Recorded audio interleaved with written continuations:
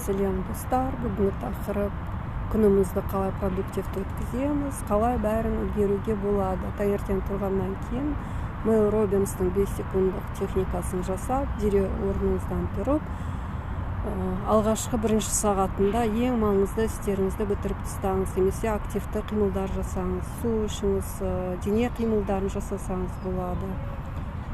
Өйткені сіз мысалы тұрғаннан кейін қазір жатам, тағы кішкене жата тұрайын, немесе сотка қарап, телевизор қарап жататын болсаңыз, адамда мышечная память деген болады, соны есте сақтап қалады да.